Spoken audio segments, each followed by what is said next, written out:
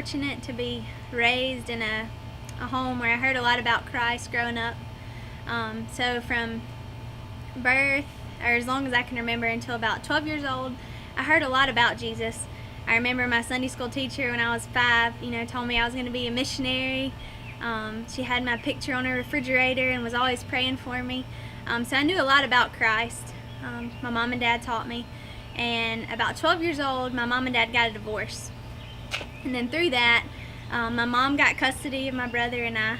And then from about 12 years old to, all through junior high and high school, we were in and out of church, hit it maybe on Easter, Mother's Day. My mom would feel bad, so she would get us back into church. But it was very sparingly during those years that I would go to church. And I had a knowledge of the facts of the gospel, that Christ came, died, was buried, rose again, but that meant nothing to me, and it didn't affect my life at all. So I ran just completely after my own desires, everything that I wanted to do all through junior high, high school, drugs, sex, alcohol, all those things. I went to Hines Community College my freshman year to play tennis, and I lived with about 7 or 8 friends from high school. I was dating Ryan at the time, and had no intentions of anything changing.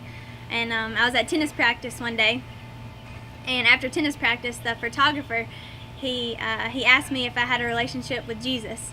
And the photographer was a guy from Jordan, 99% Muslim country. And my response to him was, yeah, of course I know Jesus. And that's kind of the extent of our conversation. And he was always, smile for Jesus and things like that. He didn't share the word with me. He just asked me if I knew Christ. And then from there, the Lord just started revealing my heart to me, because at the question, I was angry. I was so angry that this guy asked me if I knew Christ. And so I knew that something wasn't right about that. I didn't know exactly all the reasons at the time, but the Lord just started working in my heart. And so I had a Bible. I went back to my dorm. I started reading, and during that time, my dad called me and he asked if I would go to church with him. And he went to Cross Gates in Brandon, and so I said sure. And the Lord was just drawing me to himself and softening my heart during this time. And the sermon was on Galatians 5, the fruits of the Spirit and the ways of the flesh. And so it goes through the fruits of the Spirit, and then it goes through the ways of the flesh, and I could just check them off. The ways of the flesh, that was me. And then it finishes it with, like, those who practice these things will not enter the kingdom of heaven. And so at first it was just a terrifying fear of hell. So I called Ryan up and I was like, Ryan, we got to meet halfway. And so I shared with him just what the Lord was doing in my heart, and how I was scared and we needed to stop doing the things we were doing. And he was like, okay, whatever, we'll do that. And so this went on for about 8 months, just in and out, like just wrestling with this sin.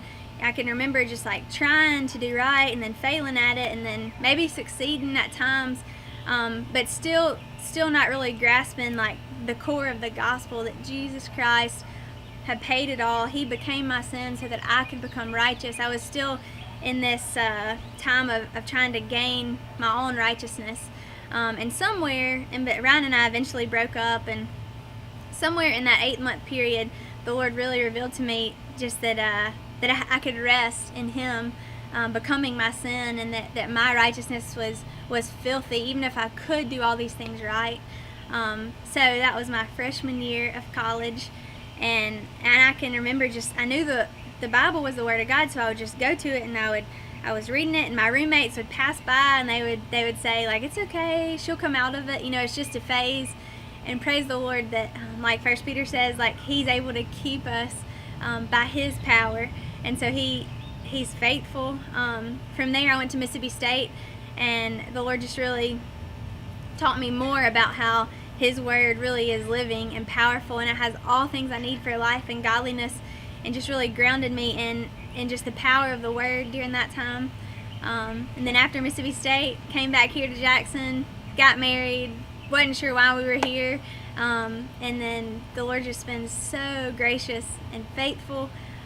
just to even now teach me more about how much of the gospel that I didn't know and how it's to consume every part of my life. And Acts 17 says that Christ has predetermined our boundaries and the place of our dwellings so that we may seek him. And so I'm just so thankful that he led me to Hines and he led me to Mississippi State, all for the purpose that I would seek him. And it's not just for me, but it's for everybody. Like he leads us that we may seek him. And then it goes on to say, like, though he's not far from any of us, so we can't come to him. I couldn't come to him unless he drew me by his loving kindness. So my whole life was a process of that. And then at 18 is when the Lord just really revealed to me more of my sin and my need for him and his faithfulness.